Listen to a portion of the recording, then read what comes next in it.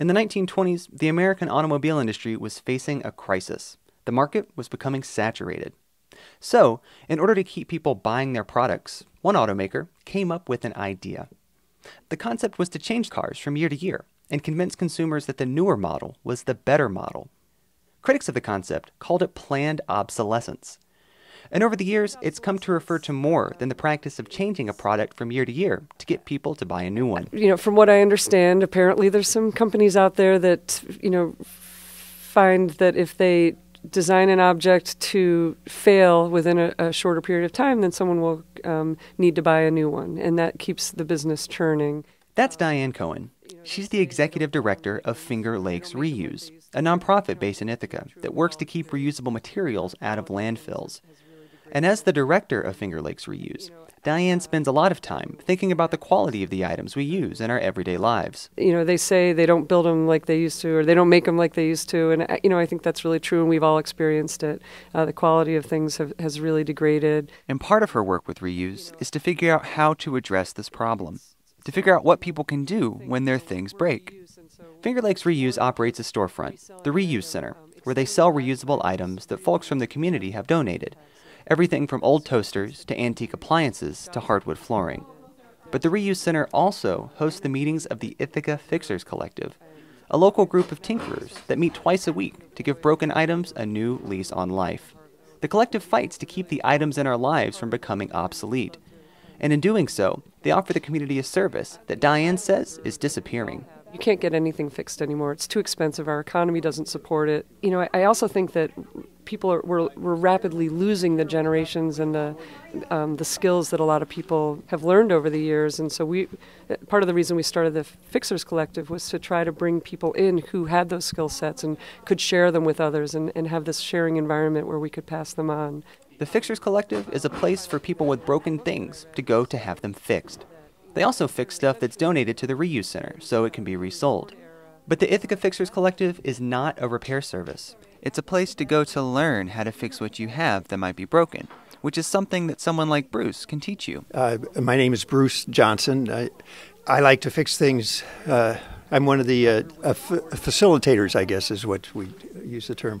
I try to come every week just to promote the concept and get people plugged into all the tools and the things we have available here. Bruce isn't a mechanic or an engineer by training. He's a nurse.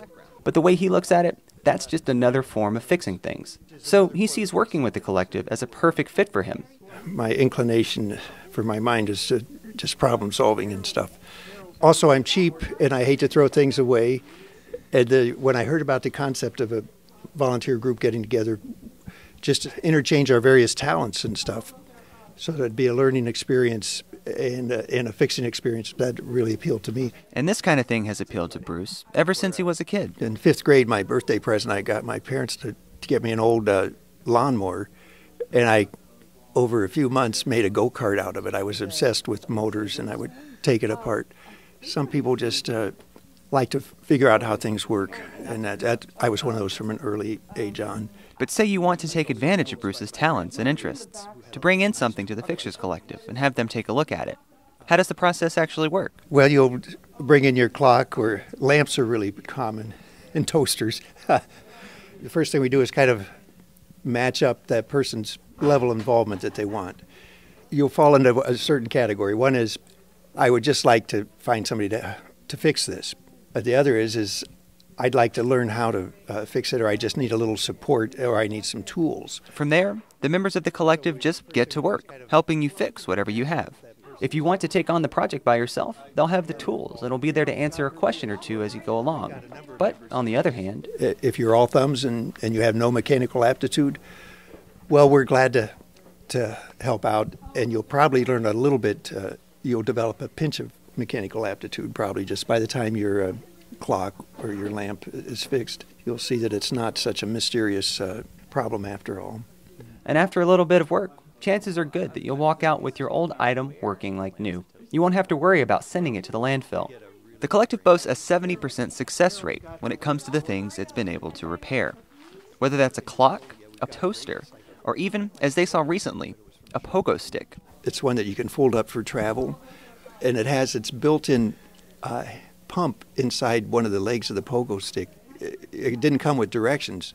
So the more we studied this thing, it had lost its bounce. But after some tinkering, Bruce and the other fixers were able to figure it out and make the repair and keep one fewer item from becoming obsolete. So it was just a very pleasant experience to find this kind of obscure item that was well designed, well made, and still works wonderfully once you figure it out.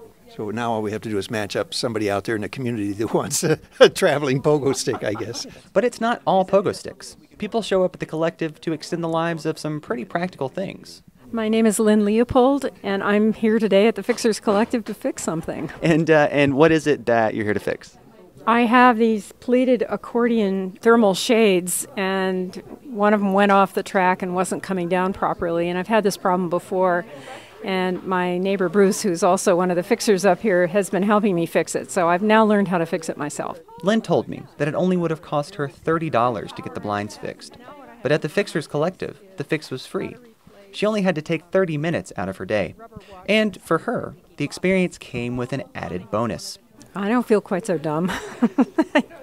I like learning how to do stuff myself. And so what we're really trying to engender up here is a feeling of self-reliance, self-sufficiency, and that we can learn to do stuff. And it feels good to know how to fix it. Totally. Yeah, it's very liberating. Human ingenuity is very powerful. Again, here's Diane Cohen. I was telling you we have about a 70% plus success rate with our projects, and it's a large number of projects now, and that's really without having a manual or something to go to. It's just kind of the tools in our own minds to try to tackle these issues. Yes, the Fixers Collective can help you fix your clock or your lamp or your pogo stick. And in doing so, they help keep those items out of landfills and fight against planned obsolescence. But the members of the collective say the group is about more than that.